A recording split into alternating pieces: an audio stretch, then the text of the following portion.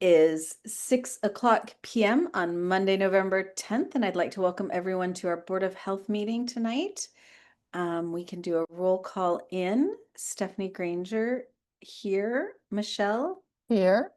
Stefan, Here. Dr. and Megan. Here. And we are waiting. Hopefully Joanne will be able to join us, but she is not currently present.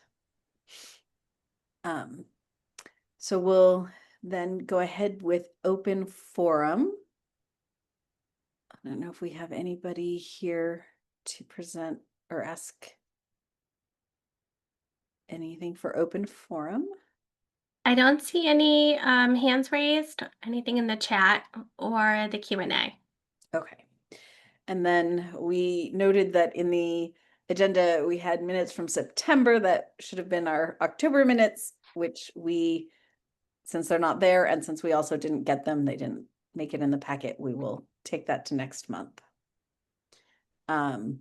We are a little early for this continuation. Should we take some updates out of order or? Sure. Do you want to look at the budget? Sure, let's look at the budget. Okay. So we did propose the FY 2027 Health Department budget that was in your packet. If you have any questions at all, please feel free to bring those up. What happens is we submit that budget. I did meet with the town manager and the finance department about 2 weeks ago on the proposed budget, and now I wait to hear if anything's been cut or if it stays status quo. I did ask for an increase just bring this up here in case you have any questions.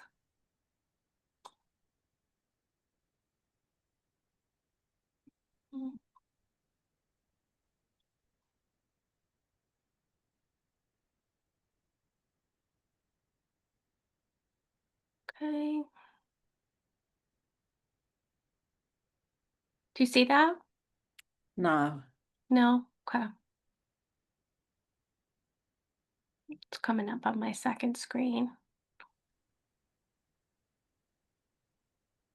So I just wanted to show you, just bear with me 1 minute. Not easy to Navigate the screen. navigate the technology and do the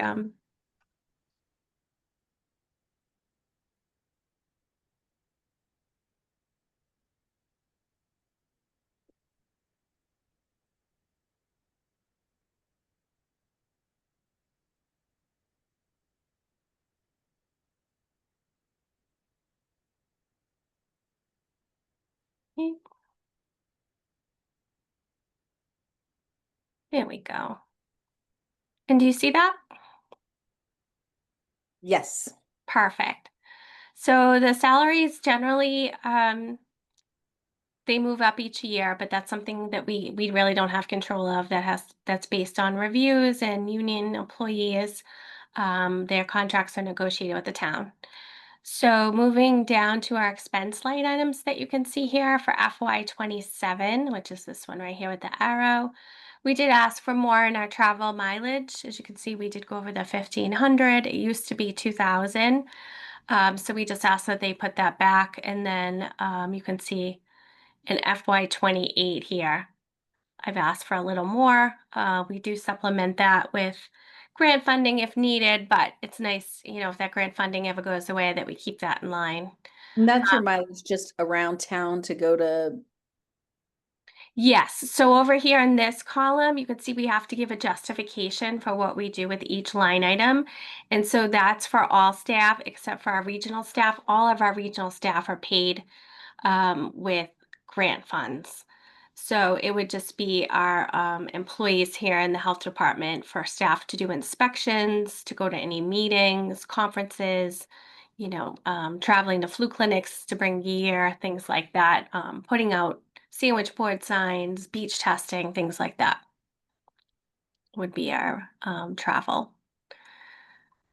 Yeah, and I did ask for vehicle maintenance to be increased. We have 2 vehicles, and that is so that we're able to not only just do oil changes, But because they were relatively new vehicles, they're getting into that 5, 6 year range now. It's important they have new tires and they have alignments and things like that, annual checks.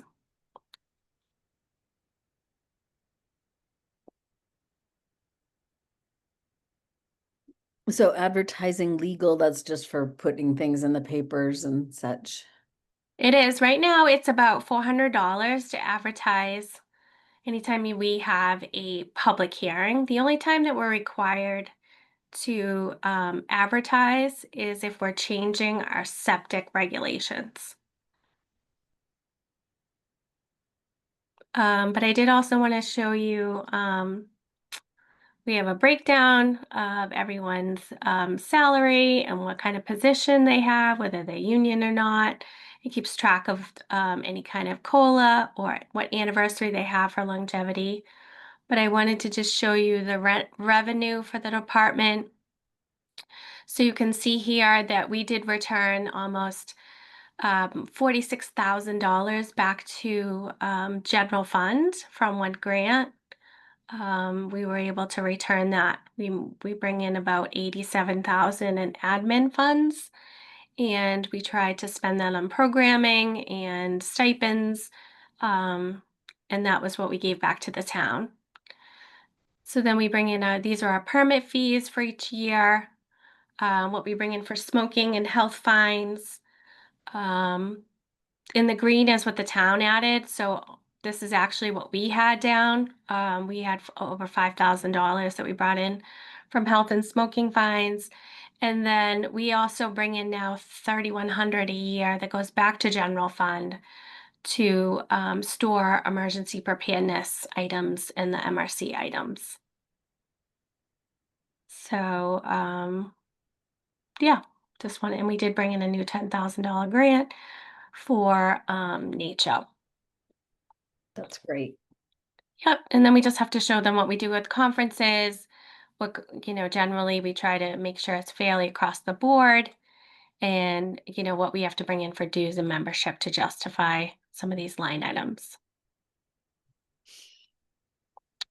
So, Seems well within the reasonable, the realm of uh, reasonableness, in spite of the fact that budgets are tight. So hopefully, and I don't know how you could really do much else with that, Ray. So And also, we're giving money back to the general fund. That's money that we could be using. So, yeah, I did talk with our finance department and our financial director about if there are any legal ways that we could, set some of the funds aside for instance, our senior dental program or a school dental program.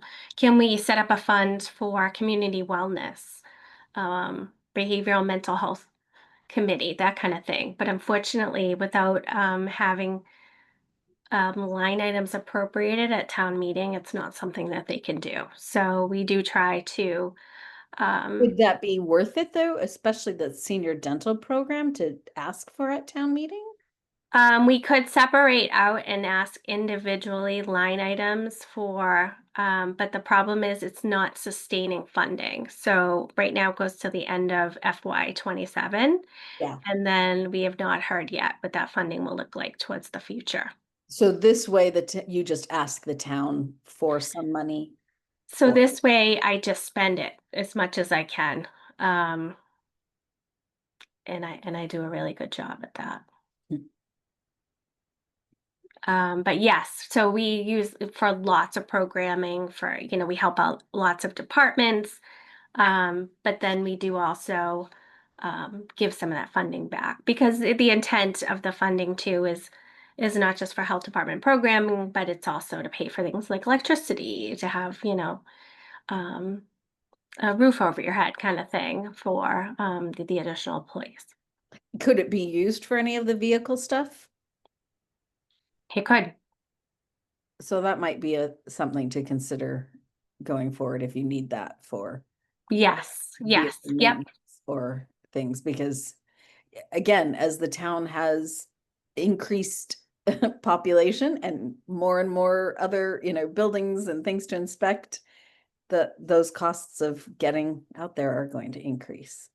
Yes, I actually just put a list together, which I will share with you in the December packet, and that's a list of all the programs and where the funding went that we use, the additional 40,000, what we used for programming, but that will be funded with those programs. So for one example is every year we have a winter kit for anyone that needs has a special need, and so it's road salt, it's a couple other things, it's fall prevention information, and we put those kits together with MRC and we give those out about 200 a year to folks in need, cancer patients, folks over 55 and older that need any kind of assistance. We give these packets out. We do the Hope Blooms, we do the pedestrian bike rodeo for kids here in town. So, we buy gift cards and bikes and all kinds of things. So we do try to do a lot of community wellness events.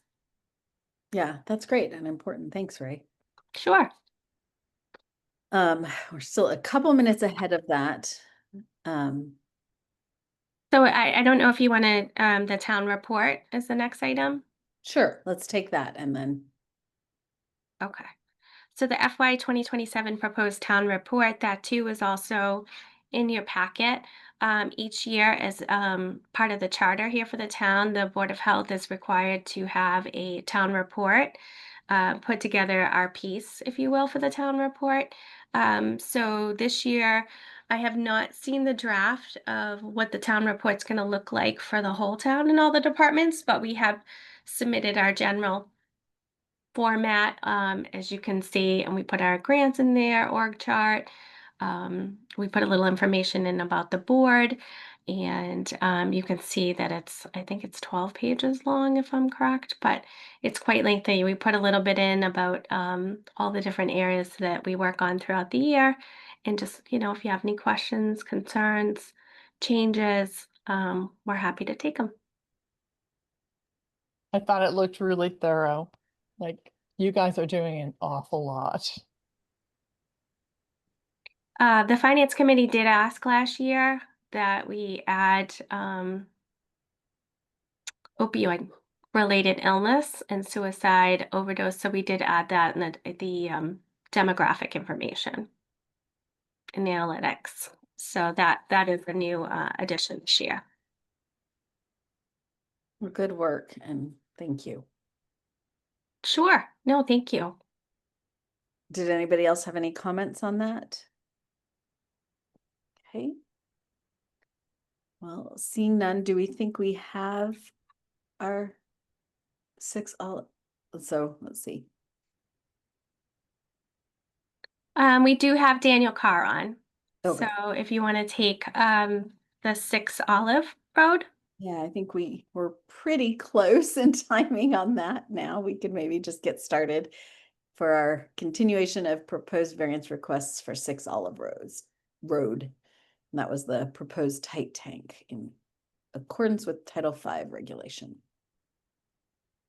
Welcome, Daniel. If you're able, if you can turn your camera on, that would be great. Thank you. Thank you. Make my picture of all this bigger. All right, so Ray or Abby, were one of you going to start with letting us know where we're at?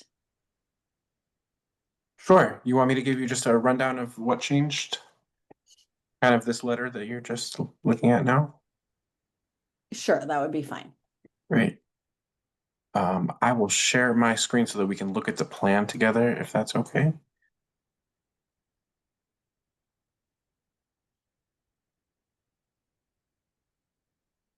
You should be all set.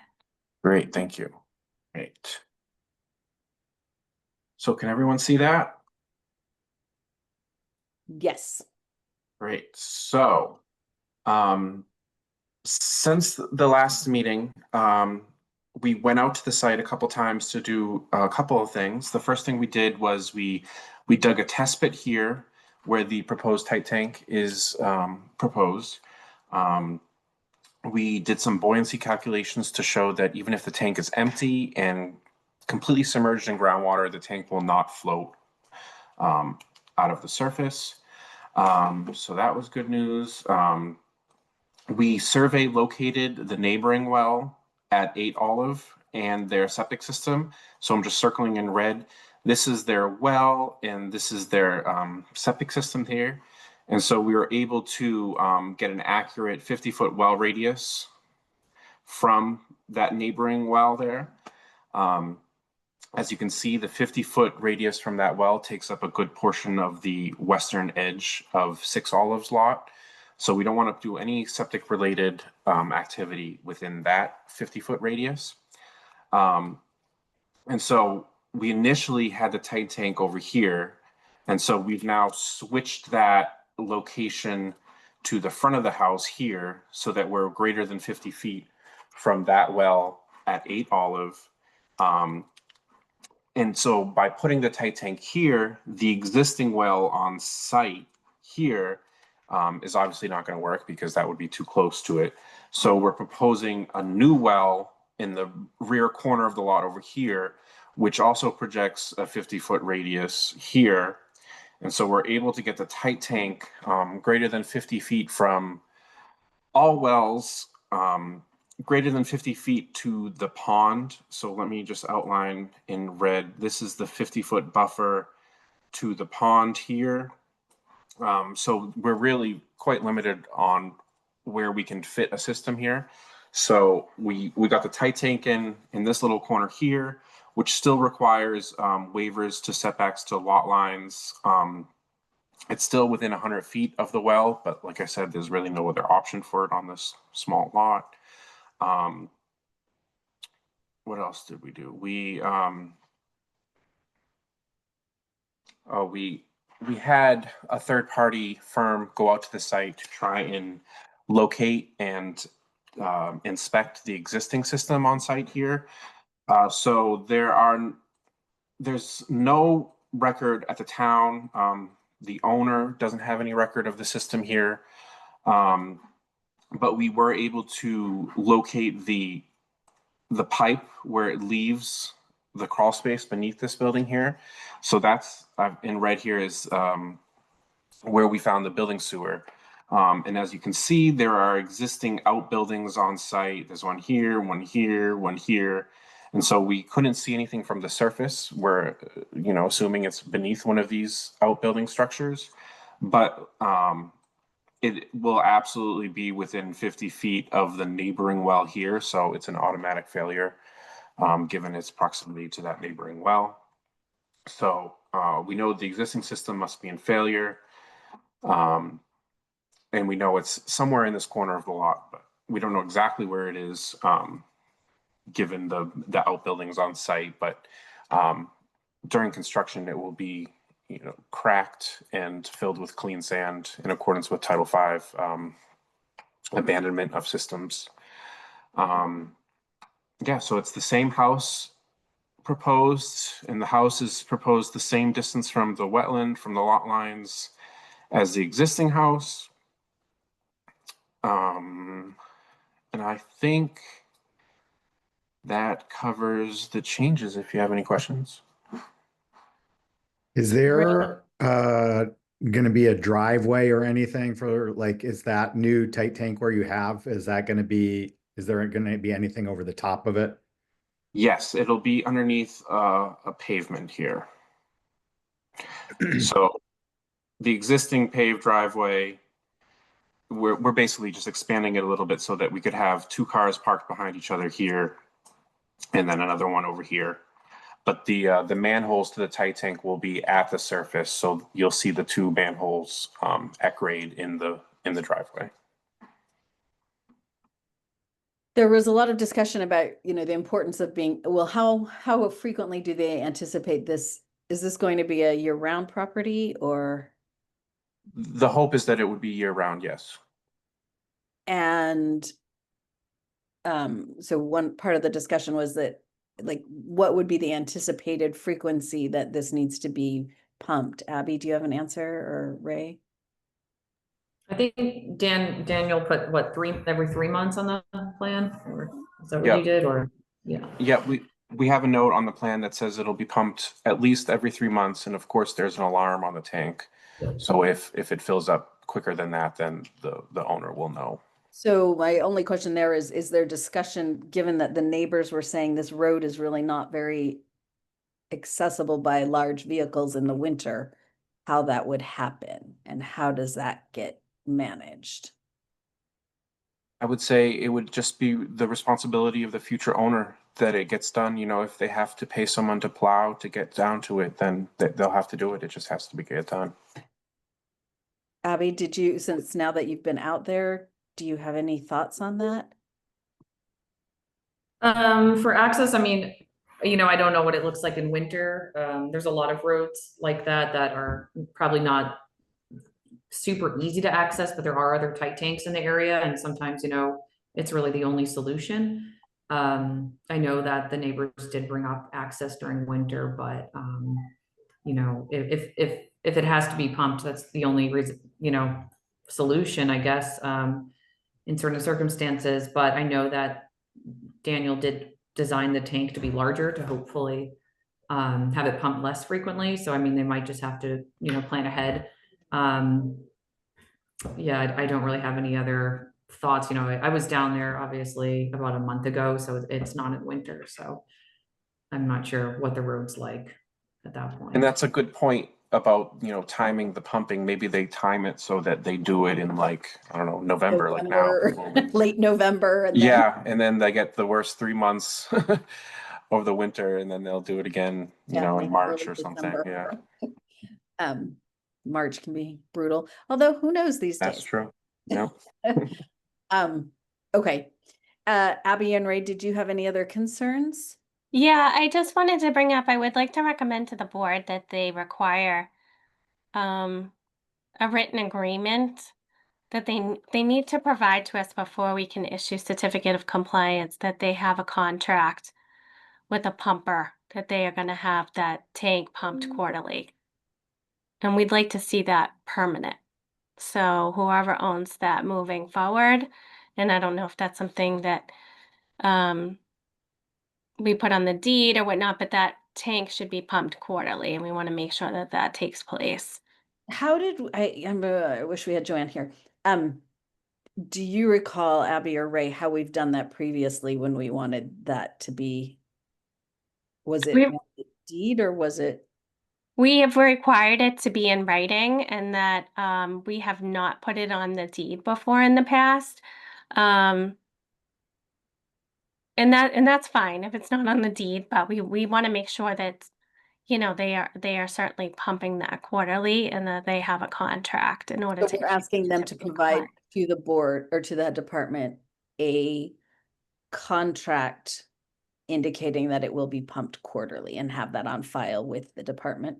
Yeah, unless Abby feels different. I think typically we require it before the certificate of compliance is issued. I'll just ask for a pumper contract.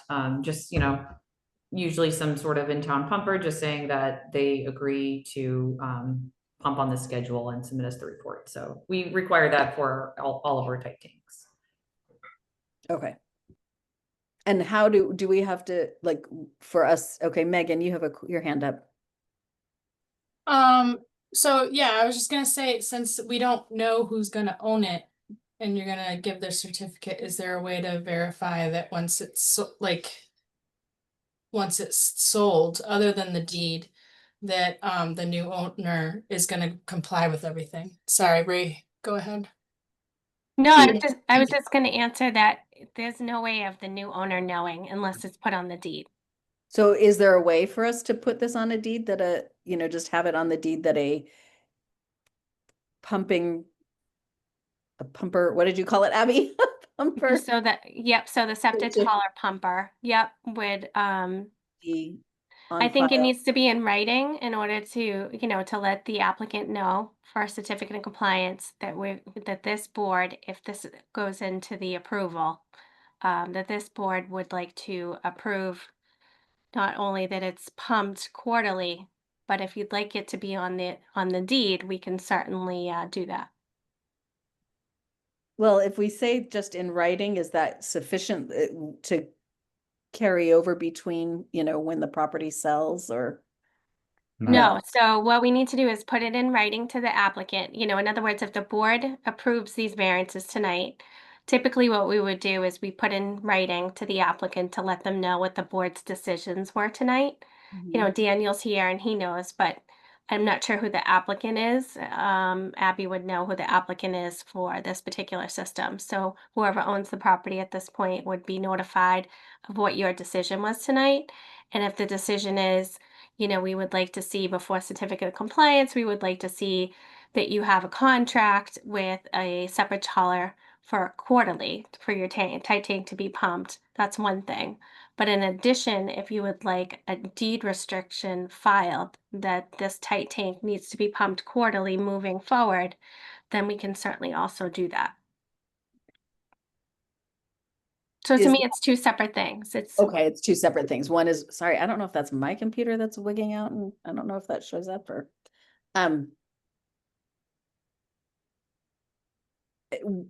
is this something that people do put on a deed? Is that not an is that a reasonable request or? I mean, personally, I've never seen one on a deed restriction, but I don't think it's unreasonable. I mean, they have to do one for a tight tank anyway. So there will be a deed notice, filed for the tight tank. So if the board would like to just add a sentence of pumped at a minimum of quarterly, then I don't think that would be, a problem. I mean, given what I know of my friends in town who don't know anything or even potentially that they have wells on their property, it's probably not a bad idea so that when people purchase the property, there's at least somewhere that indicates it and that isn't forgotten. Yeah, and there's already, like I said, a filing that does have to occur for this property anyway, so it could be added to that. Yeah, I agree. I would think that makes agree. sense. it should be on the deed. Okay. Just because, you know, many of us have no clue what these things are, and don't know what needs to be done. All right, any other thoughts or comments or questions by members of the board or by Abby or Ray? Are you comfortable Abby, with what this plan looks like? I mean, it does seem nice to have moved that tank to where they've moved it. And given the size of the lot, about the best location probably for feasibility. Yeah, I mean, I had asked, Daniel if there's any chance possibly for a leach field, but, he said no. So based on his professional opinion, I think, I mean, if this is, you know, the solution, then it is a tight tank, you know, so. Okay. All right, well, then I guess if we're okay with moving forward and nobody has any other concerns or questions, I appreciate that they did address the questions that were asked and took a look at this and have the plan to abandon the existing system as when they find it in the compliance with Title V. That's good.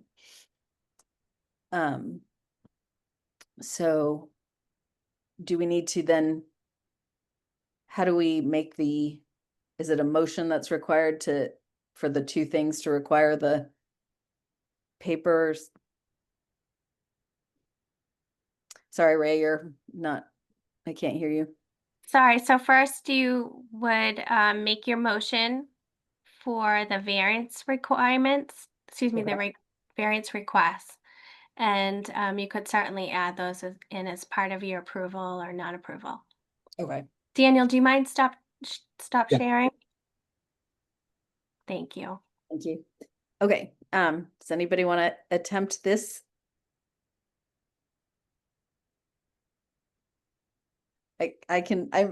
I'm willing to make a motion that we accept the variance request with two conditions. One, that we require a contract on file for the pumper contract on file that the tight tank will be pumped quarterly.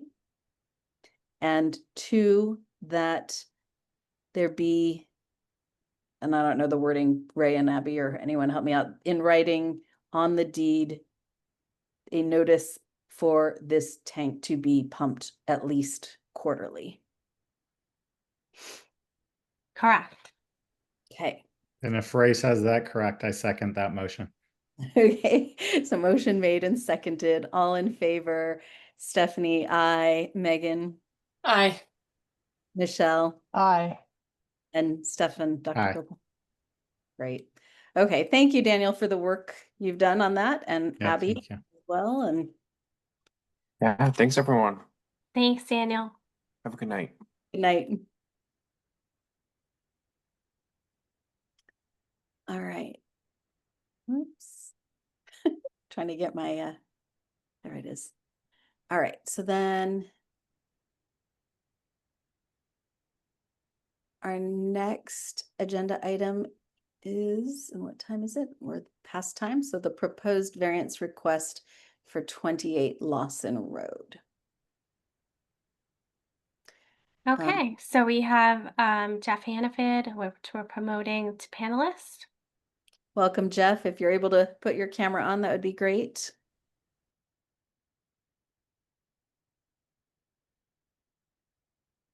Hello, can you hear me? We can hear you. Great. You can't see me. Not yet, no. That may be a plus. Let's see.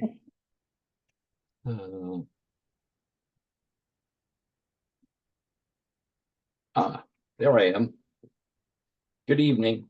Jeff Evening, Hannaford, representing the applicant at 28 Lawson Road. This is for a repair to a failed septic system. It's not for the sale of the house. This is strictly a system that's failed and backing up, and they need to replace it. The system's about 20 years old. It's Lawson Road on one end of the property and Nab Lake on the other end, the southern end. It's a very narrow lot, 44 feet wide at the street and 51 and change at the lake. It's about 130 on one side and about 140 on the other. The dwelling takes up a good portion of the street half of the lot. There is a well on the southern end towards the lake. So between the well arc radius and the location of the house, we're left with a small area towards the street or the north end of the lot for the leaching area. So it is under the driveway. The original system is in the same location. The existing tank is a 1,500 gallon tank. The intent is to reuse that. The existing leach field is a Caltech type of leach field system. We're going to replace that with a Presby EnviroSeptic. And because it is under pavement, in accordance with the Presby details, we will be adding a geogrid fabric above the Presby system and beneath the pavement in order to dissipate the weight of any vehicles on the driveway. Because of such a small area to work and the fact that the soil testing that was done for the system that's there now was done under the 95 code, same method we do soil testing for now. So we did not do new soil testing. Quite frankly, the only way to do it would be to dig up the pavement and the existing leach field. And then there would have been quite a time lapse between that period and today. So we were able to reuse the existing test hole information in order to prepare a design. But we look forward to removing the pavement and excavating and taking a look at the existing system to see what the condition is. Even though it was a Caltech that was designed to go under pavement, we just don't know if it was compromised because of that or some other reason. But at any rate, that will be removed. At that point in time, we will do a confirming test hole to ensure that what we had before is still the same conditions today with the soils and water table, and replace it, like I said, with Presby Enviroseptic. Sounds fairly thorough. Abby or Ray, did you have any comments? I can comment, I looked at the plan.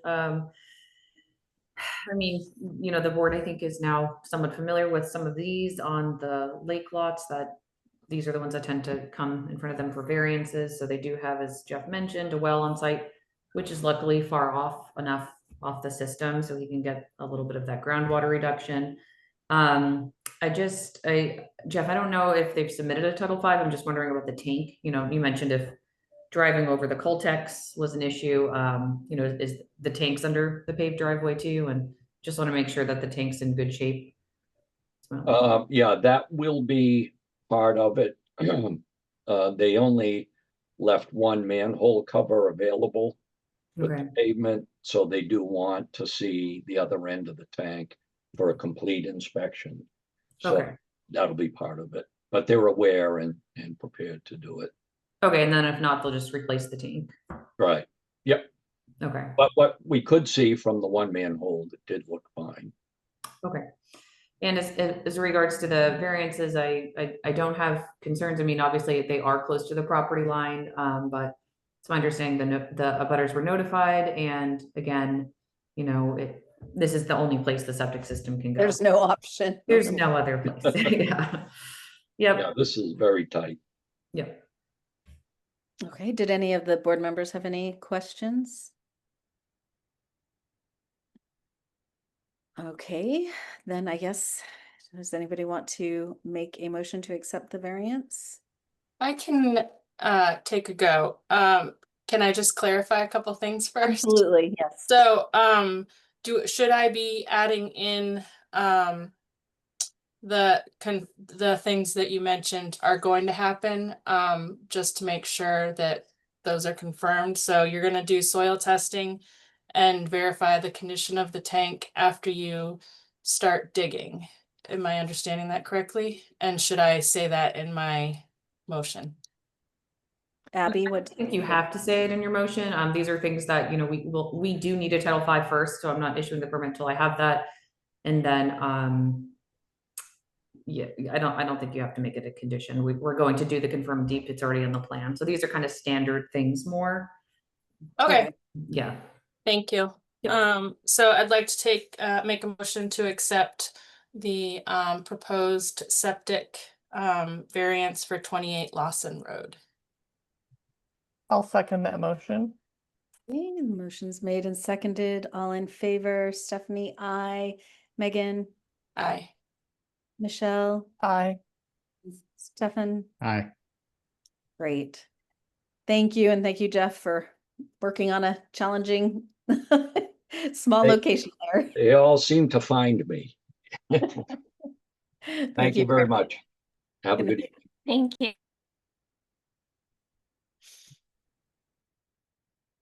Okay, and we already talked about the health department budget and the proposed town report. So I believe our next item is the update of the joint meeting with the school committee and the finance committee to review FY25 outcomes and prepare for the FY27 budget process.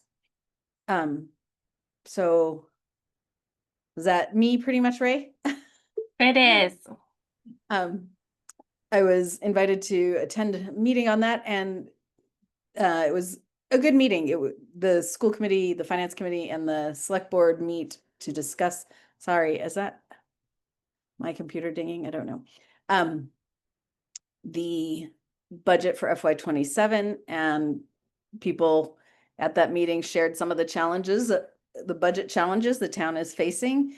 And I shared some of the concerns of the Board of Health for the health department, particularly as it relates to our health inspector position, and that need for a full-time Ray, right, for the grant that we have.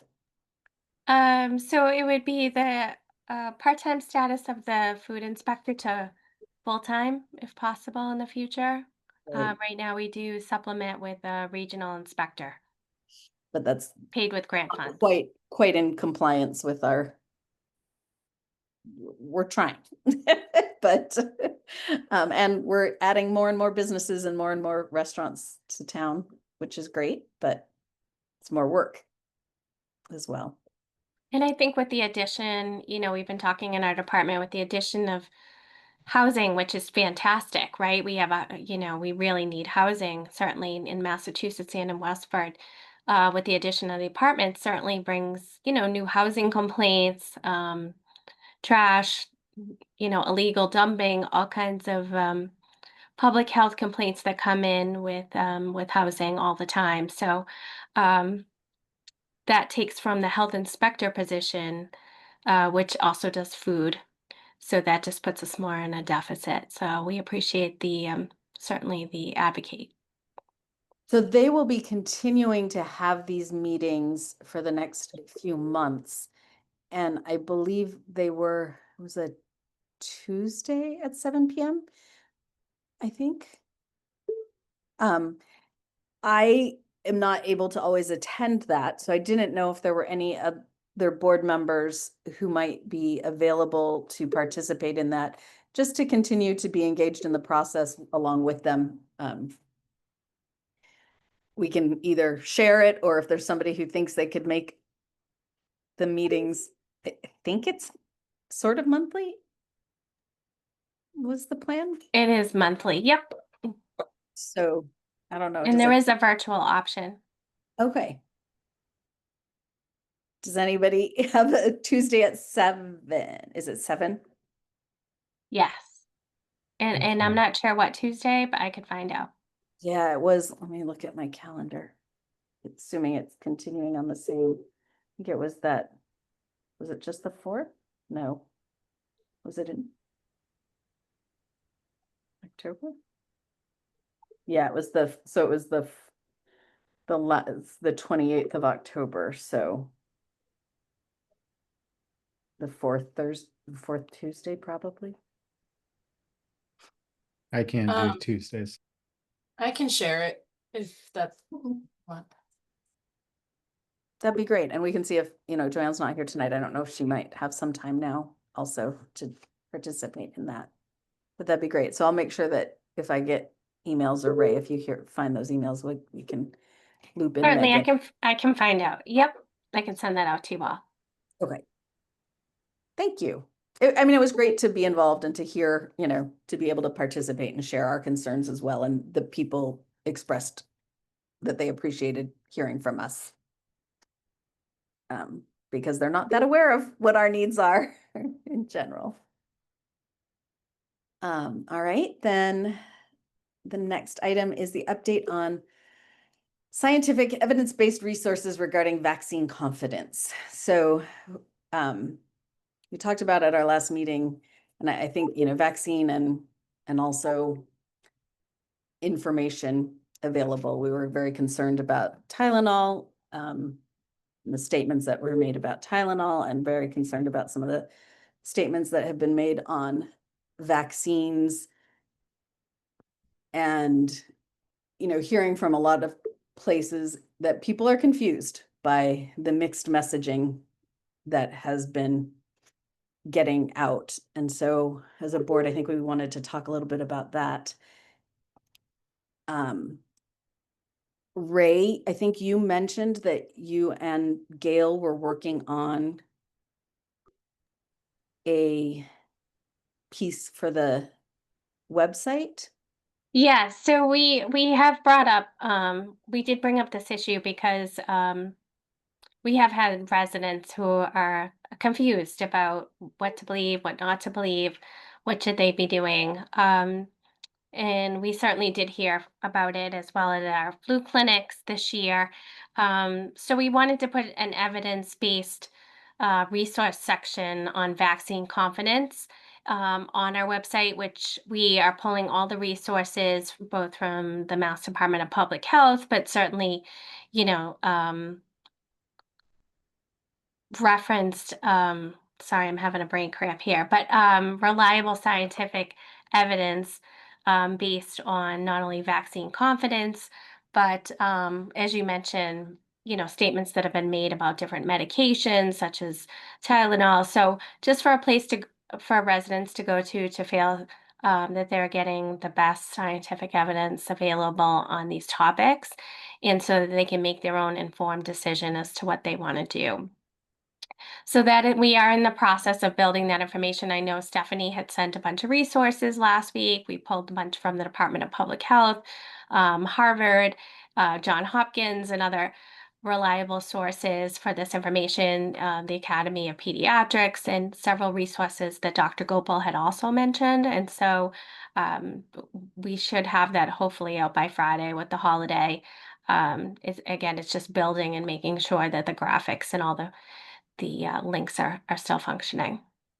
So I think, just to say from my perspective, I think it's really unfortunate at this point in time that we're having so much challenge in public health messaging for the public, and really important for people to talk to their doctors, that their doctors are a great resource when they have questions, that, what we hear online can take a lot of fact checking to make sure that, what we're seeing out there is potentially the best thing, but that, you've got your doctors, you've got the American Academy of Pediatrics, American College of Obstetrics and Gynecology. The CDC does still have very good information on a lot of this. Dr. Gopal, did you have something you wanted to say? No, I just, but I mean, the same line I say every time, vaccines are safe and effective, and in most cases recommended for everyone. Definitely speak to your physicians or your pharmacists. But hopefully when we see that website done, there is a lot of resources because the physicians and the scientists haven't changed their opinion on this. So I think Ray will do a great job of getting that up there. I was trying to pull them up. I didn't have them in front of me right now. I think that's what Ray was referencing, but there was I forget, the group out of Washington that now is sort of taking the lead on evidence-based recommendations. And we've got the conglomerations now of the governors and states that are stepping up for evidence-based. So that's my same thing about vaccinations every time, safe and effective. For my 2 cents on the Tylenol, because we didn't speak about it last time, all the letters that you were throwing out there, Stephanie, the physicians and scientists, same thing. ACOG, that's your obstetrics and gynecologists. AAFP, that's your family medicine doctors. AAP, that's your pediatricians. No studies have not established any causal link whatsoever for Tylenol and developmental disorders like autism. So Tylenol is still just as safe as and effective as it always was. And us as physicians always were saying that our recommendations are to use it as minimally as possible, but that it's safe and effective and an important treatment in pregnancy for pain, fever, and headaches and the like. For those of you that try to ever find any silver lining or irony in this, there are established documents that show that infections in pregnancy, like COVID or other viral infections, actually can lead to increases in autism. So that's why, again, it's important to vaccinate so that you don't get infections when you're pregnant, because those are causal in causing autism and developmental disorders. And same with fevers. So fevers do have a causal link to developmental disorders, to individuals or to fetuses during pregnancy. So not treating with Tylenol and uncontrolled fevers would increase your autism. Taking Tylenol has not been shown to do that. And that's where I'll leave it for today or tonight. Thank you, Dr. Gopal. And I worked as a vaccine specialist, and for all of the claims that vaccines haven't been tested and are I can assure the public that that is not correct, that there are, I have read only a fraction of the umpteen studies on safety and efficacy on vaccination, and can only just echo that vaccines are well tested, they are well and carefully looked at, and that they are currently, you know, as your doctors will recommend them to you, is safe and effective. And again, not to always have to get the last word in, No, but it no. just made me think of it. Because again, as a physician, I was just having this exact same conversation with a patient, confused and vaccine hesitancy, talking with a physician that was able to clear it up with her.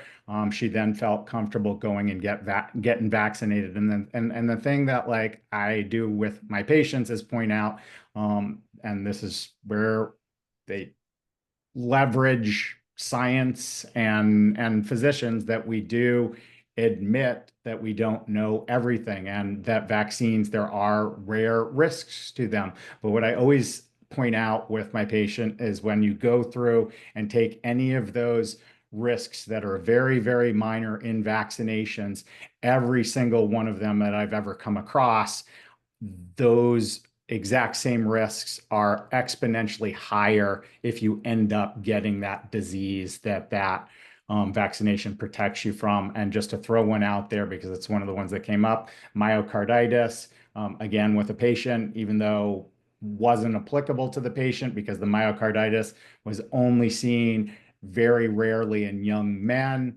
But if you get infected with COVID, your risk for myocarditis is exponentially higher than that kind of thing. So that's one of the things that I talk about with my patients. And so with them going and talking to their physicians, hopefully their physicians have the time to be able to explain that. Unfortunately, more and more they don't have enough time to talk with them. But please don't not talk to your physician because you're feeling rushed.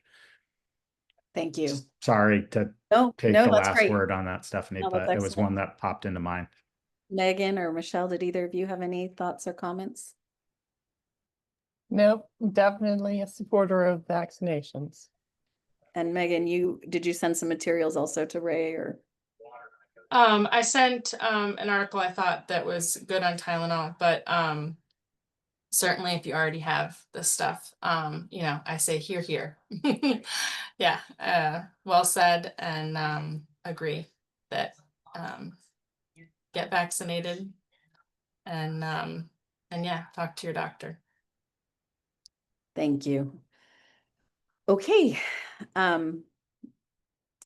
guess sorry, trying to get back up to the agenda. You know, hopefully that's clear that, you know, this is very important. We understand the confusion these days, and I appreciate that there should be a resource up soon on our website for where you can go for good information in addition to talking to your physicians. And so now we have new and old business. You've got flu clinics on there right away, and I had feedback, Ray, about how great it was, how full and busy it was. It was. So this year we just had a little under 800 residents, 3 and older for our flu clinics this year. We have about 38 more people this year than we did last. We did run out of vaccine this year for the first time in history in the 20 years I've been here. It's a real science to try to figure out how much you need for vaccine, just to let this board know, in the public, because I know we did have 11 adults at the very end. We were not able to provide flu vaccine, but we were able to for their families. But what happens is that we have to order our vaccine in March every year. And you have to kind of try to predict what's going to happen for the fall. And so you base that on your not only science, but your information from the previous years. And then you try to add in for walk-ins, and you try to think of what kind of vaccines that you're going to need. So in other words, When I first started 20 years ago, I was surprised to learn that there's several different types of flu vaccine, and that there's flu block, and there's flu zone, and there's flu mist, and flu Laval. Um, and they all have different efficacies. And so when we purchase those vaccines, we need to use them all, and whatever we don't use, we're given only 10% back. And so we are paying for each one of those vaccines. So I just want to let everyone know that and kind of educate them on that we try to get as close as we can to those numbers so that we're not returning, say, 200 and only getting 10% back. But the flu clinics went very well, very smooth. We want to thank all our MRC volunteers, our retired nurses, and admin that come out to help at all our clinics. We had a senior clinic this year, 2 family clinics for 3 and older, and we did have an employee clinic, again, that had higher numbers than our previous year. So a huge thank you to our public health nurse, Gail Johnson, who oversees all the clinics, and she's a magician, and we just love her. So yeah, just wanted to bring you the update on the clinics unless you had any questions. That's Thank you for awesome. the Thank you. nice Sure. We did give out 10 COVID vaccines as well this year. But that was our 10 was our max. What do you mean by your max? Is that as 10 is what you had, or? 10 is what we had, what we purchased ahead. And we did put out in the public, and we did put out to all employees that if anyone was interested in a COVID vaccine, that they could make an appointment, and we could certainly order that in. And we did not have any of those this year. I think because we did also advertise that they could get it through their local pharmacy. I know in the beginning there was, again, a lot of confusion with the government of what they would cover, what your health insurance. But I think once we got that education out, we're able to answer folks' questions.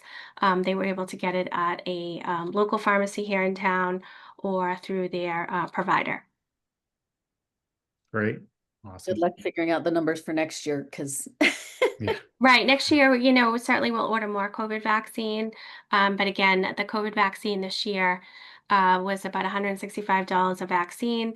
And then for our department, anyhow. And in the beginning, you weren't sure if you want to be covered. yeah, it's great. Well, thank you. Mhm. And the next one, the food pantry, SNAP, and WIC benefits. Yeah, so this is actually great news. So this morning, we actually put it out on our social media pages that SNAP benefits will be restored with the USDA today, and so there's lots of information regarding SNAP recipients. So we did put that information out when they can anticipate to see those benefits. We've been working our department closely with the Council on Aging, with the food pantry. I sit on the food pantry advisory group. And so we've been working really hard to see what we can do to help residents here with their questions regarding WIC, SNAP. But typically, these programs fall under our social worker here in town, who falls under the Council of Aging. We did also work with the police department this year, giving out all kinds of foodborne illness education at their food drive on Saturday. I know there was over 35 carts at 2 o'clock full of groceries that folks had purchased and had donated. And there was quite a bit of money and gift cards and things that folks donated. So we were really surprised and happy to see that. We filled a trailer full of food, and the police department brought that over. So I think all hands on deck for all the departments in the Health and Human Services.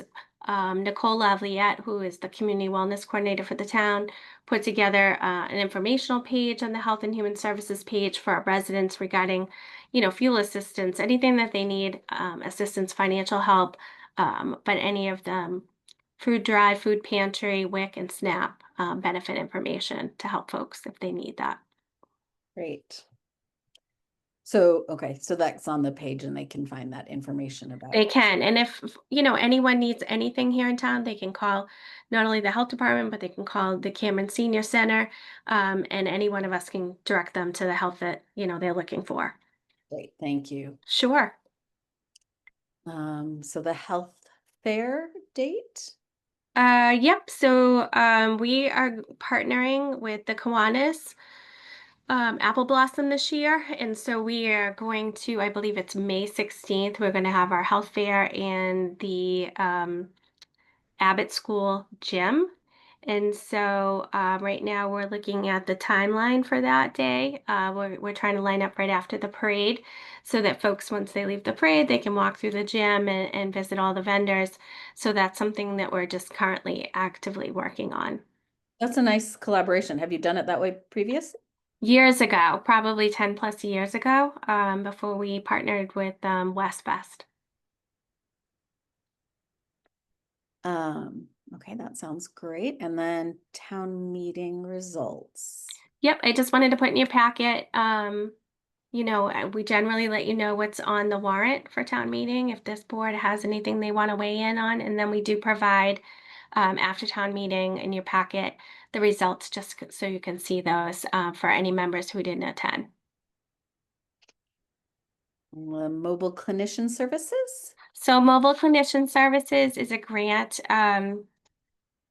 The contact would be the community wellness coordinator, but this is a program we have provided in the past.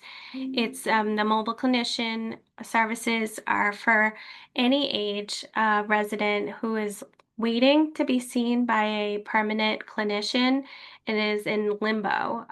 So this is a short-term assistance program. It's free for so many sessions for anyone that finds they would need to speak with someone, whether it's mental health, um, generally for mental health, but it's again for any age.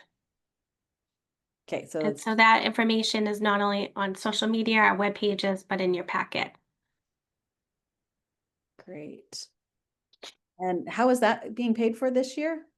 So this is being paid through a grant through the Greater Lowell Health Alliance, and it's no cost clinician support to residents that are on wait lists for mental health appointments. Great. And if the information is on the flyer in the packet for Mhm. anyone that's interested for themselves or family.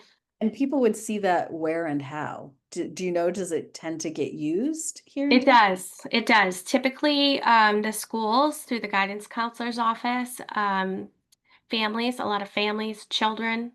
There are long waiting lists for children to be seen, unfortunately. And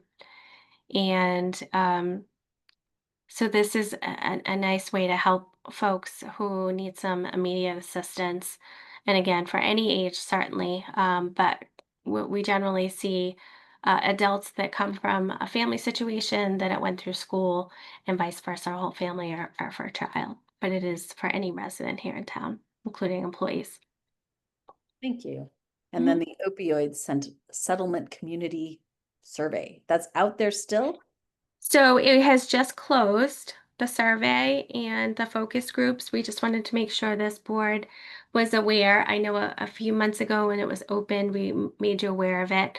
But so as part of the opioid settlement funds, we are required, the town, I should say, these funds don't fall under the health department, but we are required to make sure we're surveying surveying the public and the residents here. So I have not seen those results yet, but that survey did just recently close. And the Buried in Treasures program. Well, if you're one that collects items, this is the class and course for you. So this is our Buried in Treasures course. We are aiming to run it once a year. We have been running it once a year because it's a 15-week course. And this course really helps anyone that finds themselves what doesn't necessarily have to be hoarding, but is a collector or a a lot of clutter. And it's a program that's interactive. And I would say fun. It really gets to the meat and potatoes of maybe why you're collecting the items or find yourself having a lot of clutter. So we do keep it confidential and for anyone that signs up. And certainly if you're interested, this information is not only on the Health and Human Services page, but the Health Department and our social media pages. How many people are you able to fit in each year? So there are books that go with the class. There are 3 facilitators, 2 from the health department and 1 from the community wellness department. And so generally they can have a max of 15. What happens is after the course, there is a support group program that usually meets virtually. And that's like anything else, right? You go through AA and then you need some kind of support. You don't just stop hoarding or having clutter after you go through the course. So it's a real support program to help people along the way, whatever that issue might be. That's great. That's fabulous. Thank you, Ray. And your addictive behaviors meditation at the First Parish Church. Yeah, so this is new as part of the opioid settlement funds. We're doing a bunch of projects. One is we're about to give out, we take in a lot of sharps here in the community. And so we're going to be giving out some sharps containers for folks who aren't able to afford those or have trouble trying to fit that laundry container or that Coke bottle into the kiosk. So we're going to be giving out some free kiosk sharps collection containers. But as part of the opioid settlement funds, we've hired an instructor who specializes in addictive behavior meditation. And so this is a class. It's ongoing for the next 3 months. The next 3 months, Thursdays at 4:30 to 5:30. And this is over at the First Parish Church. We've rented the space for an hour, and it's a meditation series for individuals who are in recovery or have a loved one who walks beside someone in recovery, or again, you find yourself with any kind of an addictive behavior, whether that's alcohol, opioids, food, whatever it might be. Many of us have them. So again, just a meditation series with, reaching out to some individuals who might be of assistance, or just it's a drop-in basis. You don't need to register. And where is the Sharps drop box? The Sharps drop boxes are here at the health department. We take Sharps during our normal business hours. It's also at the police department in their gazebo, their vestibule where you walk in, and that's open 24/7. And then also the fire station, same thing, their vestibule, which is open 24 hours. Thank you. Sure. Anybody have any other comments on those? That's great. Then Ray, thanks so much for all Sure. that, for all your work. And I guess, do we have a motion to adjourn? I can make a motion to adjourn. Okay, thank you. Is there a second? I'll second. Motion made and seconded. All in favor, Megan? Aye. Stephanie, aye. Michelle? Aye. Dr. Gopal? Aye. Great. Thank you, everyone. And Michelle, you're just like all the warm things with the I cat. know, that's Right, the awesome. cat wants a vote too. So, yeah. Thanks. Thank you. Good night. Thank you. Bye.